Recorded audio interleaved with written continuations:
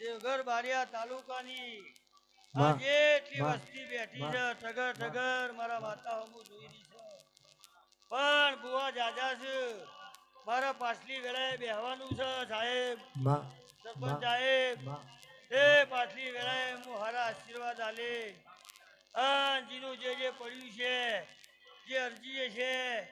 એ રોમના ચોપડા લખાઈ અરજી ના પૂરું કરતો હું લાલા ભુવાની કમાતના માં